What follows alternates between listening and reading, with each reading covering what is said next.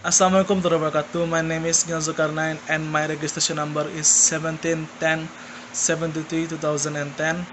And here I'm going to explain about what I have learned from the three previous study or tasks. My first task is about what is Medibugi. Is the word came from Minangese word is a two-hill horse down. At first, I just translate boogie as the pencil to drive people or thing, and then I realized that in some translation, we as the translator should not translate all the word that we have seen, and then I changed two-wheel horse down into the boogie because I think that this word should not be translated and simply put it just the way it is. And the same case in the text practice one, like the song, like Bugi Lamo, Namunyo, Bugi Lamo, Oi Bugi Lamo. So I believe that we as the translator should not change it into the English one and put it just like the Minangese word because that's the culture put behind the word, and people, even though they are not understanding what the word, but they can feel it and somehow understand what is boogie itself. There is no problem for me except from the boogie itself, translation boogie into the Minang or not for my first task. And moving on into the second task. My second task or practice is a nota.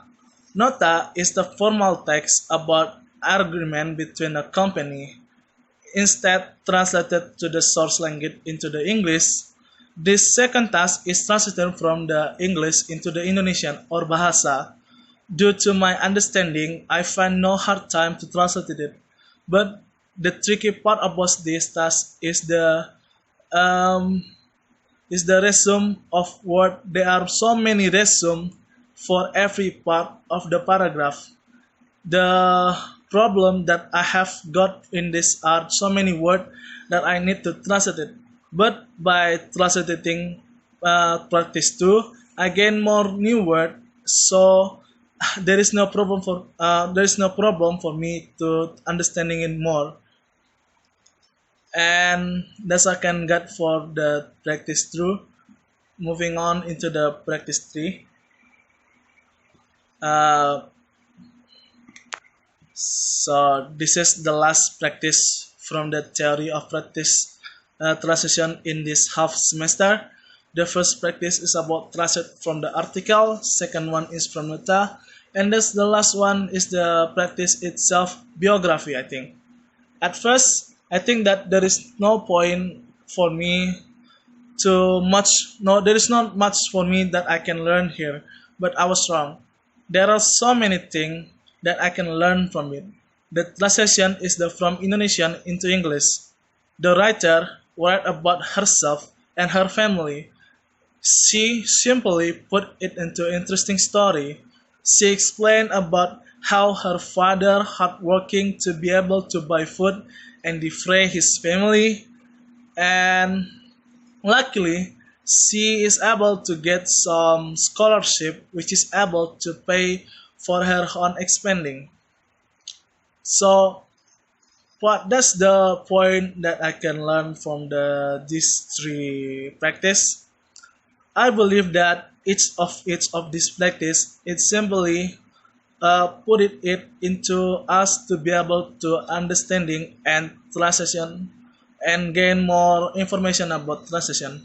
So at the first in my semester, I believe that every word that I see, I should translate it just the way it is. But then I was wrong because learning this class, I've learned that there are some words that somehow we as the translator should not translate it into our class note and put it simply into the source language itself. That's the point that very new to me that I need to understand. And even though I believe that in the second practice is about the nota, but there are so many resume. Resume itself it is simply translator.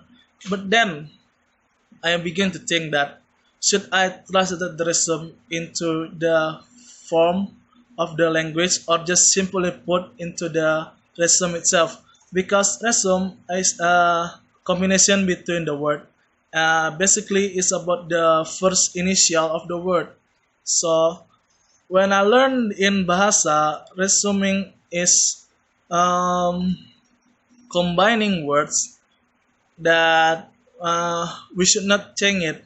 So I think that even though we are translating it to English, we should not change it the word from the original source and put it simply just like that, because that's what I have learned.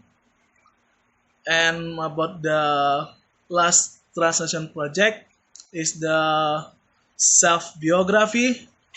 I think the story behind it is very amazing, and somehow, even though there is no related between story and about my understanding in this transition, I believe that we can try, even though we are having hard time, we can understanding something, even though we're just looking at someone biography. The biography itself is just about the how the way she live and how her family is. Like I got money, blah blah blah. My father working, even though he is working hard, and then he got some money, but only able to buy food or something like that. Even though there is no related to that story into my progress of studying, I believe that by translating it into the English word, it's somehow making me feel like a blessing, because the word itself is very good and easy to understand to people that are trying to be the translator. Uh, so that's the three way from me to how I'm learning and how I'm doing the three tasks from my theory and practice of translation. There is not much that I can say about it, but I believe that this word of practice is very good for me and the other student to be able to understand more about the translating project. And that's all that I can say. Wassalamualaikum warahmatullahi wabarakatuh.